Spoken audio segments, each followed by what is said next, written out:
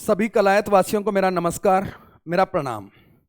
सबसे पहले मैं अपने सभी बड़े बुजुर्गों से, अपनी माताओं से ये विशेष अपील करता हूं कि अपने आशीर्वाद का हाथ मेरे सर पे जरूर रखें, क्योंकि जो जंग मैं लड़ने जा रहा हूं, जो लड़ाई मैं शुरू करने जा रहा हूं, उस लड़ाई में आपके प्यार, आशीर्वाद और स्नेह के बिना उस लड़ाई को ना मैं लड़ सकता, ना मैं जीत सकता। मैं बात कर रहा हूं आपके बच्चों के शिक्षा की लड़ाई, बेहतर शिक्षा की लड़ाई, बेहतर भविष्य की लड़ाई। और इस लड़ाई में आपके सहयोग के बिना मैं कुछ भी नहीं हूं।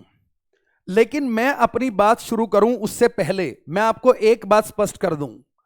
मैं सिर्फ वीडियो के माध्यम से या गांव के बीच में आके सिर्फ दूसरों पर उंगलियां उठाने वाला व्यक्ति नहीं हूं। सबसे पहले तो मैं आपको एक अच्छी सूचना यह दे देता हूं कि मैं एक पूरा ऐसा खाका बना के लाया हूं जिसमें मैं मेरे गांव के प्रत्येक भाई बहन की, चाहे वो 9वीं से 10वीं 11वीं 12वीं किसी भी क्लास में पढ़ते हैं या वो सरकारी नौकरी की तैयारी करते हैं, उनके लिए निःशुल्क शिक्षा व्यवस्था की पूरी तैयारी करके आपके बीच ये बात रख रहा हूं। क्योंकि उंगली उठाने वाले, सवाल उठाने वाले बहुत लोग हैं, लेकिन सुधार की पहल करने वाले लोगों की बड़ी कमी है। इसलिए मैं सुधार की पहल जरूर कर रहा हूं, लेकिन मैं फिर भी आपसे को कहता हूं कि एक व्यक्ति कितने लोगों की जिंदगी बदल सकता है। मैं पूरी कोशिश करूंगा मेरी पूरी टीम को लगा के कि मैं जितने बच्चों का भविष्य बेहतर कर सकूं, उसके लिए मैं निरंतर निःशुल्क, निस्वार्थ भावना से हमारे छोटे भाई बहनों के लिए, हमारे युवा साथियों के लिए काम करूंगा। लेकिन इसके साथ हमें लड़ाई करनी पड़ेगी सोती हुई सरकार से। हमें सवाल उठाना पड़ेगा कि हमारे बच्चों के भविष्य के बारे में आप क्यों नहीं सोचते हो, हमारे बच्चों का भविष्य आपने अंधकार में क्यों डाल रखा है। और इस लड़ाई को लड़ने के लिए मुझे आप लोगों का साथ चाहिएगा। मैं अपनी बात को विस्तार पूर्वक शुरू करूं उससे पहले मैं अपने बारे में बड़ा ही सूक्ष्म सा परिचय देता हूं। पहली बात तो मैं अपने बड़े बुजुर्गों के लिए कुछ भी नहीं हूं, उनका एक छोटा सा बच्चा हूं। मेरा नाम अमनदीप रापड़िया है, जो गांव गुलाना से मेरा संबंध है। मैंने पिछले 7-8 साल में सैकड़ों बच्चों को पढ़ाया है, हजारों बच्चों को पढ़ाया है। लगभग इस मुहिम को शुरू करने से पहले जो संस्था मैंने बनाई थी उसमें 14.5 लाख बच्चे हमारे साथ ऑनलाइन जुड़े हुए हैं। लेकिन इस लड़ाई को लड़ने के लिए उस संस्था को मैंने छोड़ दिया है, क्योंकि यदि मैं इस लड़ाई को लड़ूंगा और उसके साथ उस संस्था को चलाऊंगा तो मेरे ऊपर अलग अलग प्रकार के बहुत सारी चीजें सरकार द्वारा की जा सकती हैं। इसलिए मैं पूरी तरह से उस संस्था से मुक्त होकर और अपने भाइयों के लिए, अपने बहनों के लिए, अपने छोटे भाइयों के लिए, अपने युवा साथियों के लिए ये लड़ाई लड़ने के लिए आप लोगों के बीच आया हूं। मैं बहुत विस्तार में अपना परिचय ना देते हुए बस इतना कहूंगा कि मैंने 2016 में ही एक बहुत अच्छी सरकारी नौकरी में अपनी नौकरी पा ली थी और लगभग 2 महीने मैंने नौकरी भी की। उसके बाद मैंने वो नौकरी छोड़ दी, क्योंकि मेरा लक्ष्य बच्चों को पढ़ाना था। और इसी मुहिम में मैंने मध्य प्रदेश के इंदौर शहर में 7 साल काम किया और सैकड़ों बच्चों का जीवन बदलने का काम किया। लेकिन मेरी लड़ाई हमेशा से ही शिक्षा के व्यापारियों के खिलाफ थी। और इसी कड़ी में मध्य प्रदेश में भी एक हादसा हुआ कि बड़े बड़े लोगों से मैं एक जगह पर जाकर हार गया और उनकी जो राजनीति थी, उनकी जो शक्ति थी, वो जीत गई, क्योंकि वहां मैं अपनों के बीच नहीं था। लेकिन उसके बाद मैंने ये तय किया कि मैं ये लड़ाई अपनों के लिए लड़ूंगा, अपने बच्चों के लिए लड़ूंगा, अपने गांव के लोगों के लिए लड़ूंगा, अपने बीच के बच्चों के लिए लड़ूंगा। तो सबसे पहले तो मैं आपको बता दूं कि आप इस पूरे वीडियो को सुनिए। और सबसे पहले मेरा सवाल हमारी माननीय, मौजूदा, सम्मानित, मेरी मां समान माननीय विधायक कमलेश ढांडा जी से है। आज आप महिला एवं बाल विकास की मंत्री हैं। हमारे बालों का विकास कहां हो रहा है, हमारे बच्चों के साथ क्या हो रहा है। मैं जब ये वीडियो बना रहा हूं, इससे पहले मैं कलायत के अधिकतर सरकारी स्कूलों में जा चुका हूं, उनके रिजल्ट पता कर चुका हूं, उनकी हालत देख चुका हूं, उनमें कितने शिक्षकों की कमी है, कितनों में बिजली के कनेक्शन नहीं है, कितनों में बाथरूम के लिए, हमारी बहनों के लिए टॉयलेट की व्यवस्था नहीं है, कितनों में पानी के पीने की व्यवस्था नहीं है। मुझे शर्म आ गई, मेरी रूह कांप उठी जब मैंने अलग अलग प्रिंसिपल से बात की। 9वीं में कितने बच्चे फेल होते हैं, 10वीं में कितने बच्चे फेल होते हैं। हमारे बच्चों का भविष्य अंधकार की पोटली में बांध के सरकार ने डब्बे में डाल दिया है। लेकिन आज मैं ये पहला सवाल माननीय राज्य मंत्री जी से, माननीय मंत्री जी से पूछना चाहता हूं कि माता जी, आपको आपका बेटा तो इतना प्यारा है, कि उसके भविष्य की जंग तो आप अभी से लड़ रही हैं। हमारे विधायकों को अपने बच्चों के भविष्य की तो पूरी चिंता है, आप लोगों के पास किसी चीज की कमी नहीं है। लेकिन मेरा पहला सवाल मंत्री जी आपसे यह है, मैं आपको मंत्री जी बोल रहा हूं और मेरे हर भाव में आपके लिए माता का ही अर्थ होगा, क्योंकि आप मेरी माता के समान उम्र की हैं, शायद उससे भी बड़ी हैं। मैं शब्दों का बहुत ही मर्यादित व्यक्ति हूं, मैं बिल्कुल भी आपका अपमान मेरे शब्द से नहीं करूंगा, लेकिन मेरे गांव के भाई बहनों की हालत जो आप लोगों ने कर दी है, उसके लिए मैं लड़ाई तो अपनी माता से भी लड़ूंगा। तो मैं आपको माता जी कह के ही संबोधित करूंगा। मैं माता जी आपसे यह सवाल पूछना चाहता हूं कि आपका बच्चे का भविष्य इतना आपके लिए महत्वपूर्ण है कि आप अभी से उसकी टिकट की भागादौड़ी के लिए लगी हुई हैं, लेकिन ये हमारे कलायत के सैकड़ों परिवारों के बच्चे, मजदूरों के बच्चे, उनकी शिक्षा व्यवस्था के बारे में आपने क्यों नहीं सोचा? मेरा सवाल है, आप मुझे बताइए, आज तक आप कितनी बार किसी सरकारी स्कूल में गई हैं? हमारे 65, 66, 67 गांव में कितने सरकारी स्कूलों का आपने अपने मंत्री बनने के बाद दौरा किया है? मैं आपको कितने बड़े एग्जाम्पल दूं। हमारे गांव सोंगरी गुलियाना में एक स्कूल है जिसका गेट गिर गया था, हमारे ग्रामीणों ने पैसे लगाकर वो गेट बनाया है। यह सरकार की संवेदनहीनता है सरकारी स्कूलों की शिक्षा व्यवस्था के प्रति। और सरकारी स्कूलों में हमारे बच्चों के भविष्य के साथ जो खिलवाड़ किया जा रहा है वो इतना चिंता वाला है। मैं आप लोगों को आज की ही दैनिक भास्कर की एक रिपोर्ट दिखाता हूं। मैं अपने स्तर पे नहीं कह रहा और मुझे नहीं लगता कि गांव का कोई भी व्यक्ति ये कह सकता है कि सरकारी स्कूलों की शिक्षा व्यवस्था अच्छी है। ये आज का ही अखबार है जिसमें कहा जा रहा है शिक्षकों के 25% पद खाली हैं, 11 स्कूलों में शौचालय नहीं है, 131 स्कूलों में पेयजल के इंतजाम नहीं है, 236 स्कूलों में बिजली के कनेक्शन तक नहीं है, 6 जिलों में 2645 कमरों की कमी है, 1800 कमरे अनसेफ हैं, कभी भी गिर सकते हैं, बच्चे मर सकते हैं। आप कितनी इसमें खामियां ढूंढेंगे? आप सुन नहीं पाएंगे, आप सोच नहीं पाएंगे। तो माननीय मंत्री जी, माननीय माता जी, मैं आपसे यह पूछना चाहता हूं कि आपने सरकारी स्कूलों की बदहाली को बेहतर करने के लिए पिछले 5 वर्ष में कौन से कार्य किए? आप इस मुद्दे को जनता के बीच जरूर रखें। और यदि आप नहीं रखती हैं तो माता जी मैं आपको बता दूं, हम बेहद जल्द एक शिक्षा अधिकार यात्रा शुरू करने वाले हैं। और ये जो शिक्षा अधिकार यात्रा होगी, इसमें हम हर गांव में जाएंगे। हर गांव में जिसके भी बच्चे सरकारी स्कूलों में पढ़ते हैं, जिसके बच्चे प्राइवेट स्कूलों में मजबूरी में पढ़ाए जा रहे हैं, जिनके पास पैसे नहीं है फिर भी प्राइवेट स्कूलों में पढ़ा रहे हैं, उन माँ बाप से हम घर घर जाएंगे और शिक्षा अधिकार यात्रा को निकालेंगे और हर घर में ये बात करेंगे और सरकार के प्रत्येक लेखे जोखे को उन माता पिता के सामने रखेंगे जिनके बच्चों के भविष्य के साथ आप खिलवाड़ कर रहे हो। मेरे पास सभी सरकारी स्कूलों के पूरे रिजल्ट हैं। जितने भी सरकारी स्कूल हमारी विधानसभा में हैं, प्रत्येक सरकारी स्कूल का प्रत्येक क्लास का पूरे रिजल्ट का ब्यौरा हमारे पास है। हमने पूरा काम करने के बाद ही इस चीज को शुरू किया है और हम ये शिक्षा अधिकार यात्रा तो शुरू करने ही वाले हैं। अब या तो आप लोगों को शिक्षा पर बात करनी होगी, नहीं तो ये कलायत की विधानसभा की सीट आपको छोड़ के कोई और विधानसभा की सीट चुननी होगी।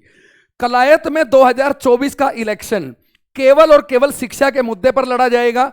हम लोगों को जागरूक करेंगे, हम प्रत्येक घर जाएंगे, हम प्रत्येक माता पिता से बात करेंगे, उनसे ये चर्चा करेंगे कि आपके बच्चे के लिए शिक्षा कितनी महत्वपूर्ण है।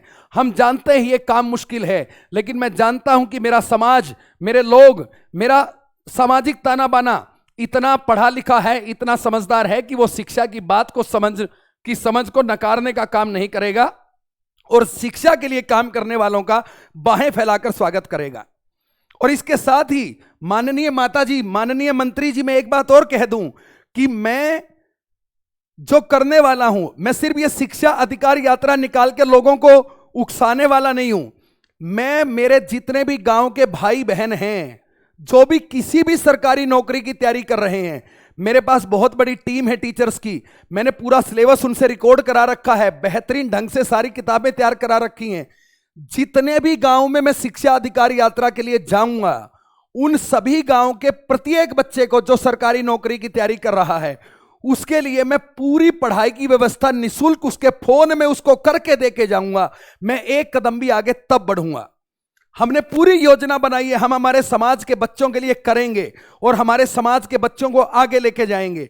लेकिन इस बार लड़ाई शिक्षा पर होगी और मैं अपने सभी कलायत वासियों से निवेदन करता हूं कि इस शिक्षा की लड़ाई में एक बार, सिर्फ एक बार आप मेरा साथ दे दीजिए। मेरे पास दूसरी कोई बात नहीं है करने को। मैं आप सबका सम्मान करता हूं। मैंने गरीबी देखी है, मैंने 2 साल भैंसों का गोबर उठाया है और वहां से मैंने सफलता पाई है। 2016 में 40 लाख के कर्जे से लेकर आज 40 लाख की गाड़ियां मेरे घर पे खड़ी हैं। इसके पीछे सिर्फ एक ही चीज की शक्ति है और वो है शिक्षा की शक्ति। और आज जब मुझ में ये हिम्मत आई है कि मैं अपने लोगों के अधिकारों की लड़ाई लड़ूं और मैं किसी केस वेस से नहीं डरता। मैं आपको बता दूं, मध्य प्रदेश में भी मैं शिक्षा के अधिकारों की बात करने चला था, लेकिन वहां पर भी कुछ ऐसे लोग थे, एक बहुत बड़ा सिस्टम था, बहुत बड़ा शहर था और वहां मैं अकेला पड़ गया। इसलिए मुझे बहुत बुरी तरह फंसाया गया, बहुत बुरी तरह उलझाया गया, ठीक है। लेकिन फिर भी उनके बीच लड़के, उनकी छाती पर पैर रख के अपने आप को बचाते हुए आप लोगों के बीच आया। तो मैं किसी ऐसी शक्तियों से डरता नहीं हूं, मैं पूरा सोच समझ के आया हूं।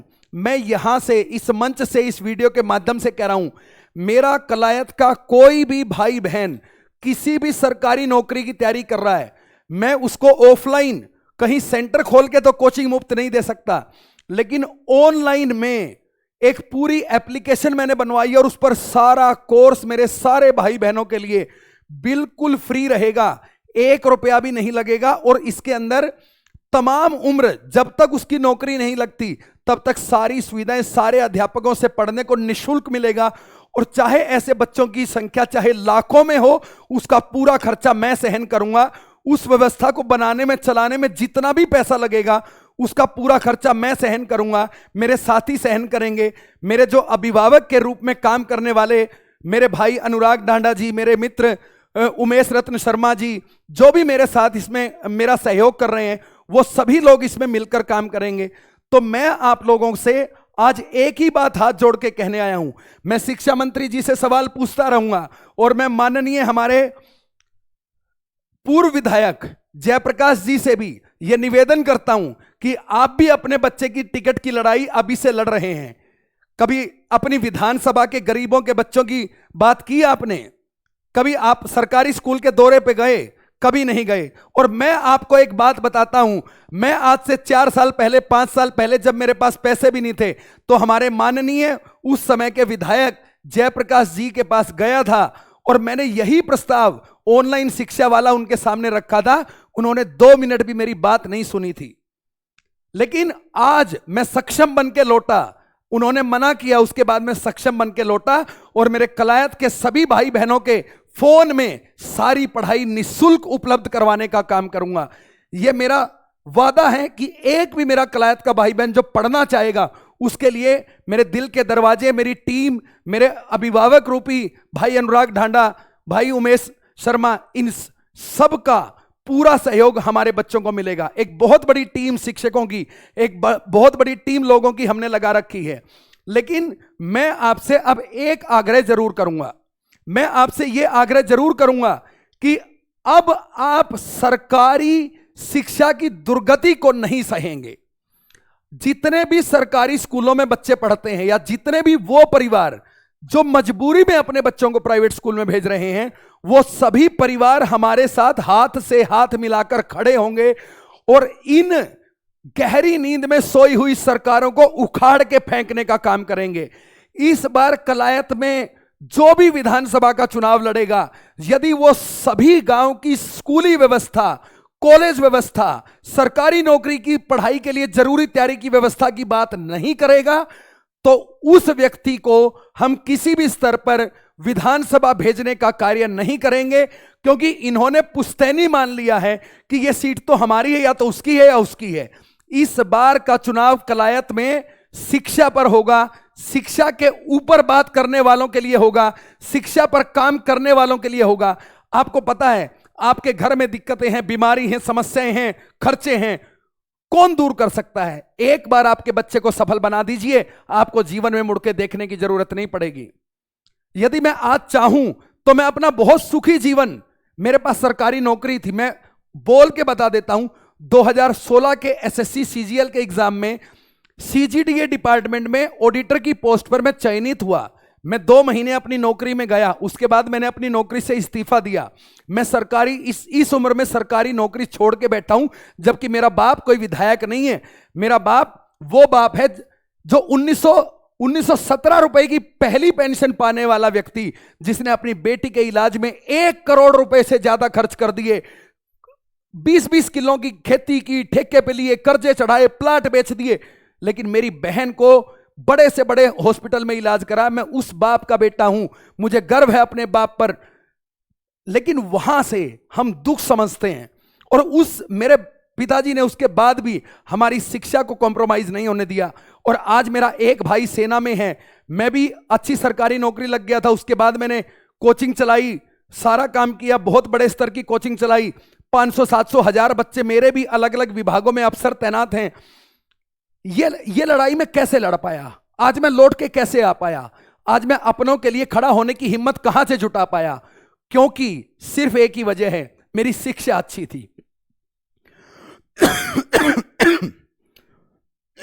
माफ कीजिएगा, मैं मेरे कलायत के सभी बड़ों से, सभी बुजुर्गों से, सभी साथियों से हाथ जोड़ के एक अपील करता हूं, एक जंग अपने बच्चों की शिक्षा के नाम लड़ लीजिए। पूरा देश सो रहा है, मैं आपको स्पष्ट कह रहा हूं, पूरा देश सो रहा है। जो सबसे पहले जाग जाएगा, उसके बच्चे, उसका परिवार उस सफलता के रास्ते पे चढ़ जाएगा। यदि पूरा देश एक साथ जाग गया तो लड़ाई फिर उतनी ही मुश्किल हो जाएगी। पूरा देश सो रहा है, शिक्षा पर कोई बात नहीं कर रहा है। मैं अपने कलायत वासियों से कहना चाहता हूं, इस देश में जितनी प्रमुख सरकारी नौकरियां हैं, जितनी प्रमुख प्राइवेट अच्छी नौकरियां हैं, उन पर अपने बच्चों को पहुंचाने का काम करने की इच्छा शक्ति लेके आया हूं। हर घर में इंजीनियर होगा, हर घर में डॉक्टर होगा, हर घर में सरकारी अफसर होगा, लेकिन इसके लिए समय लगेगा, ऊर्जा लगेगी, आपका आशीर्वाद लगेगा, आपका प्यार लगेगा। मैं ये तो नहीं कहता कि मैं एक दिन में कुछ बदलाव कर दूंगा, लेकिन मैं 2 साल, 4 साल, 5 साल मैं निरंतर रूप से इस शिक्षा की व्यवस्था के लिए लड़ता रहूंगा और अपने छोटे भाई बहनों के लिए काम करता रहूंगा। मैं बहुत जल्दी अपनी शिक्षा अधिकार यात्रा को शुरू करने वाला हूं, और सभी सरकारी स्कूलों में जाके वहां के बच्चों से मिलेंगे, उनके माता पिता से मिलेंगे, उन्हें समझाने का प्रयास करेंगे। जितने भी युवा साथी जो सरकारी नौकरी की तैयारी कर रहे हैं, उन्हें सभी प्रकार की पढ़ाई के कोर्स गांव में आते ही फ्री देंगे। ये सारी चीजें हम करने वाले हैं। हमने बहुत मजबूत खाका बनाया है, और बस आपका सहयोग ये है कि जब सरकारों से लड़ा जाता है तो सरकारों के पास शक्तियां होती हैं। सरकारें नाम भी खराब करती हैं, काम भी खराब करती हैं, लेकिन आपका आशीर्वाद, मैं आपके बच्चों से कुछ भी नहीं लूंगा। मैं आपके बच्चों की पूरी पढ़ाई की व्यवस्था करके आया हूं। हां, उनके घर आके नहीं पढ़ा सकता, ये मेरी भी मजबूरी है, लेकिन उनके फोन में सारे बड़े बड़े अध्यापकों के कोर्स मैं वहां पर उपलब्ध करा दूंगा। तो उम्मीद है मेरे कलायत वासियों का प्रेम, आशीर्वाद, स्नेह मुझे जरूर मिलेगा। और माननीय मंत्री जी, माननीय पूर्व विधायक जी, यदि आप लोगों के अंदर सक्षमता है तो इस मुद्दे पर जवाब दीजिए।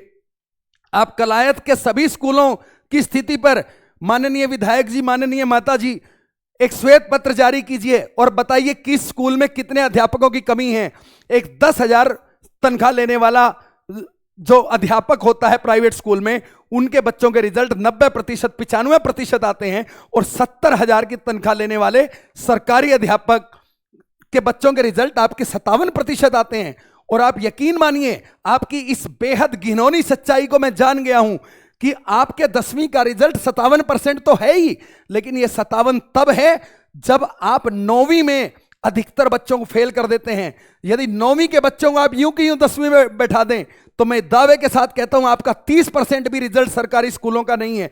आपने हमारे बच्चों को बर्बाद तो यही कर दिया है। जब उनका 5वीं, 7वीं, 8वीं, 10वीं में ही ये हालत कर दी है, तो वो बच्चे कहां किसी नौकरी के योग्य रह जाएंगे। जब उनकी बेसिक शिक्षा पर ही हमला कर दिया है, तो वो बच्चे कहां किसी शिक्षा व्यवस्था में एडजस्ट हो पाएंगे।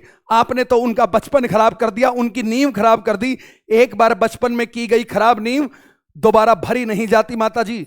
तो इसलिए यदि आपके अंदर हिम्मत है, अभी भी आपके पास 1-1.5 साल का समय है, आप सरकारी स्कूल के बच्चों की व्यवस्था के लिए कुछ कीजिए। आप उन बच्चों की लड़ाई लड़ना शुरू कीजिए। आप सरकार के पीछे पागल मत होइए, आप हमारे बच्चों के भविष्य की लड़ाई के लिए कुछ करके दिखाइए, हम सबसे पहले आपके साथ खड़े मिलेंगे। लेकिन मुझे पता है ऐसी चीजों को सुनने की और करने की सक्षमता आप लोगों में नहीं है, लेकिन हमारा भी ये वायदा है, घर घर जाएंगे, हर माँ बाप से मिलेंगे, हर परिवार से मिलेंगे। 2014 में कलायत में कोई भी व्यक्ति बिना शिक्षा के मुद्दे के चुनाव ना लड़ पाएगा ना जीत पाएगा। जो हमारे बच्चों के भविष्य की बात करेगा वही इस बार कलायत पे राज करेगा। जय हिंद, जय भारत, नमस्कार।